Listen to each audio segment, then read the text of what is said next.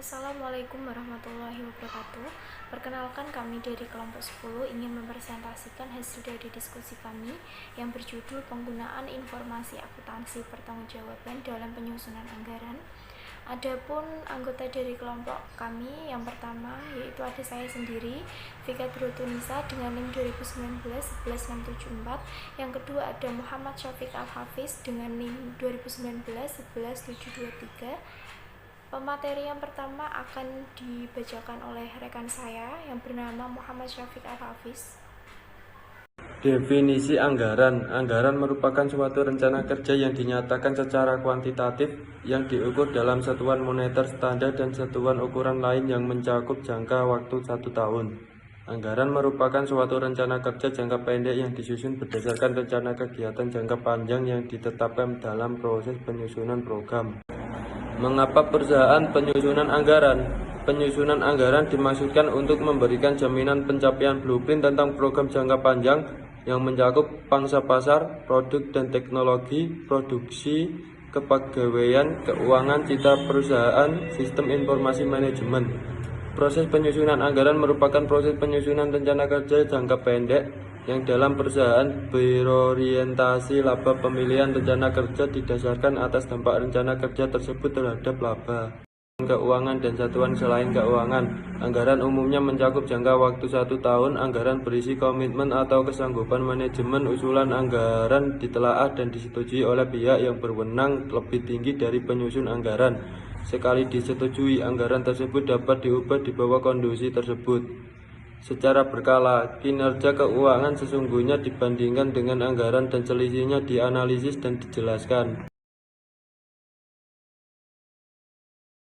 Komitmen manajemen. Perbedaan yang mencolok antara anggaran dengan perakiraan adalah adanya komitmen manajemen dalam anggaran. Proses penyusunan anggaran pada dasarnya merupakan proses penetapan peran role setting yang setiap manajer dalam jenjang organisasi diberi peran tertentu untuk melaksanakan kegiatan dalam pencapaian sasaran yang ditetapkan dalam anggaran.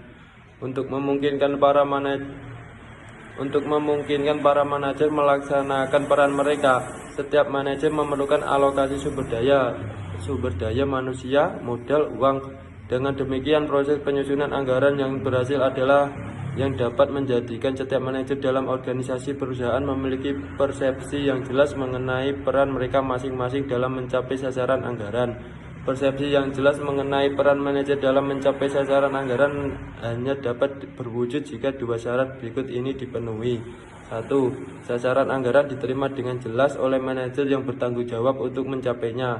2. Manajer yang diberi peran untuk mencapai sasaran anggaran diberi alokasi sumber daya yang memadai untuk mencapai sasaran anggaran. Penelaah dan persetujuan anggaran. Perbedaan lain antara anggaran dan perakiraan adalah tidak adanya proses penelaah dan persetujuan dalam penyusunan perakiraan. Perakiraan ditunjukkan untuk memikirkan apa yang terjadi di masa yang akan datang berdasarkan sebagai asumsi kondisi tertentu. Perubahan anggaran. Karena anggaran berisi komitmen manajer penyusun anggaran, maka anggaran merupakan tolak ukur terbaik kinerja manajer. Oleh karena itu, tidaklah mudah melakukan revisi anggaran selama kondisi yang dipakai sebagai dasar penyusunan tidak mengalami perubahan yang signifikan. Jika anggaran seringkali direvisi, anggaran tidak dapat lagi dipakai sebagai tolak ukur kinerja manajer. Analisis penyimpangan. Pelaksanaan anggaran berupa sebagai aktivitas yang dilaksanakan untuk mencapai sasaran anggaran. Dalam pelaksanaan aktivitas tersebut dikonsumsi berbagai sumber daya yang diukur dengan menggunakan informasi akuntansi. Kedudukan anggaran dalam perencanaan menyeluruh perusahaan. Perencanaan menyeluruh perusahaan dilaksanakan melalui 4 tahap. 1. Penetapan filosofi dan misi. Filosofi adalah seperangkat keyakinan dasar basic belief yang menjadi parameter bagi perusahaan karyawannya. Filosofi merupakan apa yang sebaiknya dikerjakan dan apa yang sebaiknya tidak dikerjakan oleh perusahaan. Contoh, integritas, manajemen, perencanaan, konsumen, karyawan, laba, pertumbuhan, lingkungan, pemasok. Mission adalah fokus utama bisnis perusahaan yang memberikan jawaban atas pertanyaan. Kelanjutan, penetapan tujuan, goal, dan strategi. Tujuan adalah akhir sebuah kegiatan, hasil yang dicapai bagi perusahaan secara keseluruhan. Tujuan memberikan jawaban atas pertanyaan. Strategi adalah metode atau rangkaian kegiatan untuk menghadapi persaing. Strategi dapat bersifat proaktif dan reaktif. Strategi memberikan jawaban atas pertanyaan. 3. Penyusunan program. Penyusunan program merupakan proses pengambilan keputusan mengenai program-program yang akan dilaksanakan oleh perusahaan dan takdiran jumlah sumber daya yang akan dialokasikan kepada setiap program tersebut. 4. Penyusunan anggaran. Anggaran adalah suatu rencana kegiatan yang dinyatakan selain kuantitatif, biasanya dalam satuan uang yang berjangka waktu tertentu, biasanya 1 tahun. Fungsi anggaran. 1. Anggaran merupakan hasil akhir proses penyusunan rencana kerja. 2. Anggaran merupakan cetak biru aktivitas yang akan dilaksanakan perusahaan di masa yang akan datang. 3. Anggaran berfungsi sebagai alat komunikasi intern yang menghubungkan berbagai unit organisasi dalam perusahaan dan yang menghubungkan manajer bawah dan manajer atas. 4. Anggaran berfungsi sebagai tolak ukur yang dipakai sebagai membanding hasil operasi sesungguhnya. 5. Anggaran berfungsi sebagai alat pengendalian. 6. Anggaran berfungsi sebagai alat untuk mempengaruhi dan memotivasi manajer dan karyawan. Organisasi penyusunan anggaran. Komite anggaran terdiri dari Direktur Utama sebagai ketua merangkap anggota komite, Direktur Pemasaran sebagai anggota, Direktur Produksi sebagai anggota, Direktur Keuangan sebagai anggota, Manajer Departemen Keuangan sebagai sekretaris komite. Tugas komite adalah merumuskan sasaran anggaran dan kebijakan pokok perusahaan untuk tahun anggaran, menyampaikan informasi mengenai tujuan dan kebijakan pokok tersebut kepada para manajer pusat bertanggung-jawaban,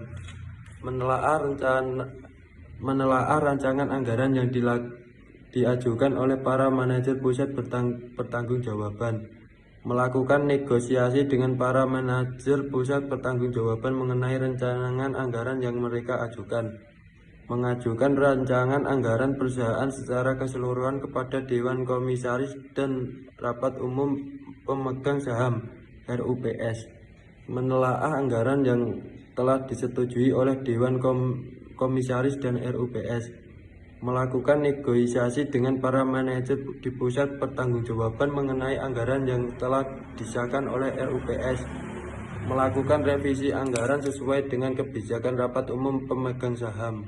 Yaitu Departemen Anggaran. Fungsi ini dipegang oleh Departemen Anggaran dan rincian fungsinya adalah sebagai berikut. Yang pertama, menerbitkan prosedur dan formulir untuk penyiapan rancangan anggaran setiap pusat pertanggungjawaban dalam perusahaan.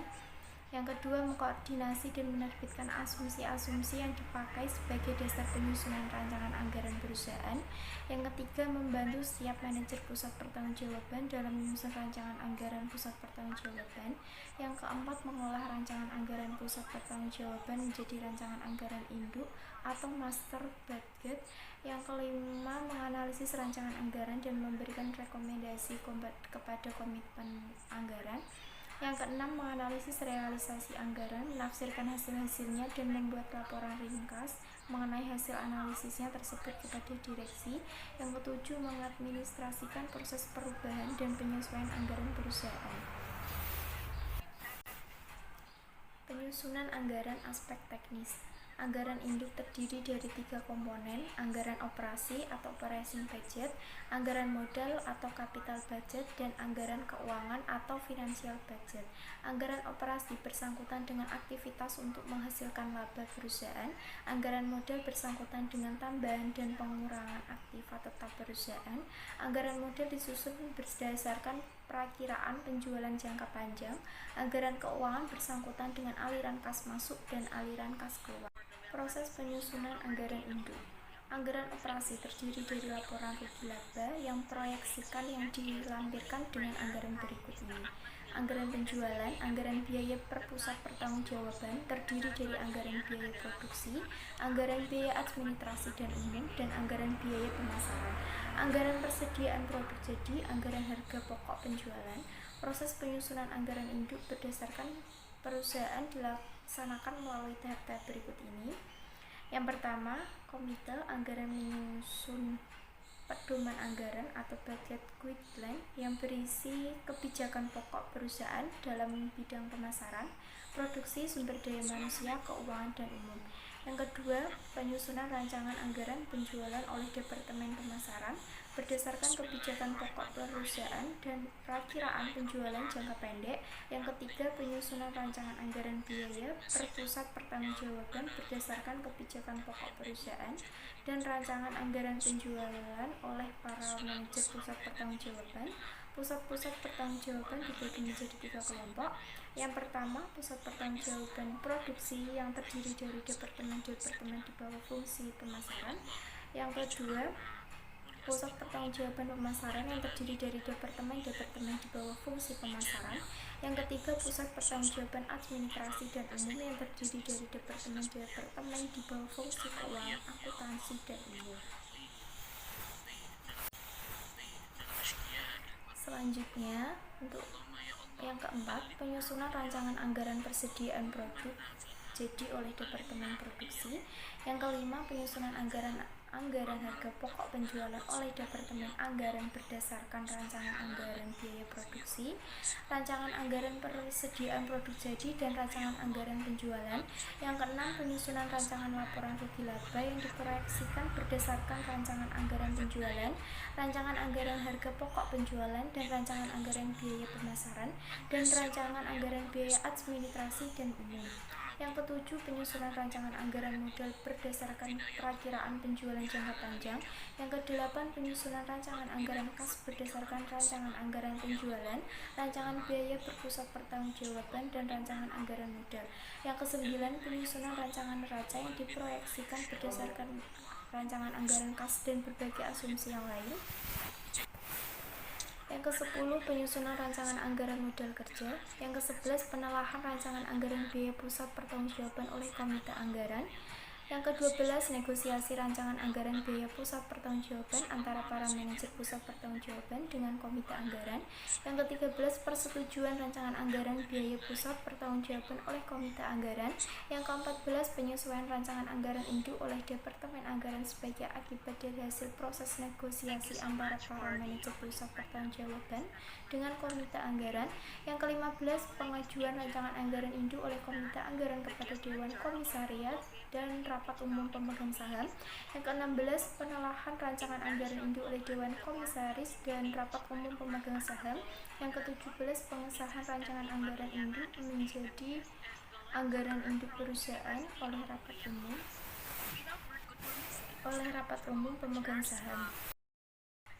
Penyusunan anggaran aspek perilaku. Aspek perilaku dalam penyusunan anggaran bersangkutan dengan perilaku yang dibawa dalam proses penyusunan anggaran dan perilaku yang timbul sebagai akibat orang mencoba hidup dengan anggaran. Dalam proses penyusunan anggaran kemungkinan akan timbul kekhawatiran di hati manajer pemasaran mengenai kemungkinan tidak dinaikannya batas biaya kebijakan atau discretionary cost untuk departemen, dan ketakutan seorang manajer yang harus mengatakan bahwa untuk tahun anggaran yang akan datang tidak akan ada kenaikan gaji dan upah karyawan, serta kecemburuan dalam hati manajer tertentu kepada manajer lain yang mendapatkan persetujuan kenaikan biayanya. Tahap-tahap proses pengendalian anggaran atau budgetary control process. Yang pertama ada tahap penetapan sasaran, yang kedua tahap implementasi, yang ketiga tahap pengendalian dan evaluasi kerja. Untuk kelanjutannya yaitu yang pertama ada tahap penetapan sasaran, dan tujuan perusahaan kemudian dirinci lebih lanjut ke dalam sasaran atau goal dan dibedakan pencapaiannya kepada manajer tertentu Dalam proses penyusunan anggaran, sasaran adalah target tertentu yang diarahkan untuk pencapaian tujuan. Yang ketiga, tahap implementasi. Yang kedua, tahap implementasi. Setelah sasaran ditetapkan, ditunjukkan manajer yang bertanggung jawab atas pencapaian sasaran tersebut, serta dialokasikan sumber daya kepada manajer yang diberi peran untuk mencapai sasaran anggaran. Fungsi anggaran dalam perusahaan kemudian mengkonsolidasikannya ke dalam suatu anggaran komprehensif yang formal untuk disahkan oleh direksi dan pemegang saham. Tahap implementasi anggaran dilaksanakan melalui dua kegiatan penting. Yang pertama yaitu komunikasi anggaran. Manajer fungsi anggaran bertanggung jawab untuk mengkomunikasikan anggaran yang telah disahkan kepada para manajer jenjang menengah dan bawah. Yang kedua, kerjasama dan koordinasi. Implementasi anggaran yang berhasil memerlukan kerjasama orang yang memiliki berbagai macam keterampilan dan bakat. Setiap dimensi rencana yang tercantum dalam anggaran harus dijelaskan secara hati-hati kepada manajer yang bertanggung jawab atas pelaksanaannya agar berkembang di dalam dirinya rasa keterlibatan mereka dan pentingnya mereka dalam konteks anggaran secara keseluruhan. Yang ketiga, ada tahap pengendalian dan evaluasi kerja. Sasaran anggaran tidak akan tercapai tanpa pemantauan secara terus-menerus kemajuan karyawan dalam mencapai sasaran mereka. Dalam tahap pengendalian dan evaluasi kinerja sesungguhnya dibandingkan dengan standar yang tercantum dalam anggaran untuk menunjukkan bidang masalah dalam organisasi dan menyarankan tindakan pembetulan yang memadai bagi kinerja yang berada di bawah standar. Selanjutnya yaitu ada karakteristik anggaran yang baik. Anggaran yang baik memiliki karakteristik berikut ini. Yang pertama, anggaran disusun berdasarkan program. Program manajemen perusahaan dimulai dengan perencanaan strategik atau strategic planning yang di dalamnya terjadi proses penetapan tujuan perusahaan dan penentuan strategi untuk mencapai tujuan tersebut. Setelah tujuan perusahaan ditetapkan dan strategi untuk mencapai tujuan tersebut dipilih, proses manajemen perusahaan kemudian diikuti penyusunan program-program untuk mencapai tujuan perusahaan yang ditetapkan dalam perencanaan strategi. Penyusunan program merupakan proses pengambilan keputusan mengenai program yang akan dilaksanakan perusahaan dan penaksiran sumber daya dialokasikan kepada setiap program tersebut. Program merupakan rencana jangka panjang untuk mencapai tujuan perusahaan yang ditetapkan dalam perencanaan strategi. Yang kedua, anggaran disusun berdasarkan karakteristik pusat pertanggungjawaban yang dibentuk dalam organisasi perusahaan. Menurut karakteristik masukan dan keluarannya, pusat pertanggungjawaban dalam 4 golongan: pusat biaya, pusat pendapatan, pusat laba, pusat investasi. Yang pertama, proses pengendalian pusat biaya. Kebijakan dimulai dengan pembuatan anggaran biaya yang disetujui oleh manajemen puncak. Yang kedua, pusat pendapatan adalah pusat pertanggungjawaban yang manajernya diukur kinerjanya berdasarkan pendapatannya. Yang ketiga, pusat laba adalah pusat pertanggungjawaban yang manajernya diukur dari tersebut. Oleh karena itu, dalam pusat laba, baik masukan maupun keluarannya diukur dalam satuan rupiah untuk menghitung laba yang dipakai sebagai pengukur kinerja manajernya. Selanjutnya yaitu anggaran berfungsi sebagai alat perencanaan dan alat pengendalian. Agar proses penyusunan anggaran dapat menghasilkan anggaran yang dapat berfungsi sebagai alat pengendalian, proses penyusunan anggaran harus mampu menanamkan sense of commitment dalam diri penyusunnya. Proses penyusunan anggaran tidak berhasil menanamkan sense commitment dalam diri penyusunnya, berakibat anggaran yang disusun tidak lebih hanya sebagai alat perencanaan belaka, yang jika terjadi penyimpangan antara realisasi dari anggarannya, tidak satupun manajer yang merasa bertanggung jawab. Untuk menghasilkan anggaran yang dapat berfungsi sebagai alat perencanaan dan sekaligus sebagai pengendalian, penyusunan anggaran harus memenuhi syarat berikut. Yang pertama, partisipasi dari para manajer pusat pertanggungjawaban dalam proses penyusunan anggaran. Partisipasi adalah suatu proses pengambilan keputusan bersama oleh dua pihak atau lebih yang mempunyai dampak masa depan bagi pembuat keputusan tersebut. Partisipasi dalam penyusunan anggaran berarti keikutsertaan operating manager dalam memutuskan bersama dengan komite anggaran mengenai rangkaian kegiatan di masa yang akan datang ditempuh oleh operating manager tersebut dalam pencapaian sasaran anggaran. Tingkat partisipasi operating manager dalam penyusunan anggaran akan mendorong moral kerja yang tinggi dan inisiatif para manajer. Yang kedua, organisasi anggaran. Proses penyusunan anggaran yang memerlukan organisasi yang memisahkan fungsi penyusunan usulan anggaran, fungsi penelaah atau review, dan pengesah atau approval usulan anggaran, dan fungsi administrasi anggaran. Komite anggaran yang anggotanya terdiri dari manajemen puncak perlu dibentuk untuk melaksanakan fungsi review dan approval terhadap rancangan anggaran yang diterima dari operating manager. Yang ketiga, penggunaan informasi akuntansi pertanggungjawaban sebagai alat pengiring peran dalam proses penyusunan anggaran dan sebagai pengukur kinerja manajer dalam pelaksanaan anggaran. Sekian presentasi dari kelompok kami. Apabila ada salah kata yang disengaja maupun tidak disengaja, kami mohon maaf sebesar-besarnya. Wabillahi taufiq wal hidayah. Wassalamualaikum warahmatullahi wabarakatuh.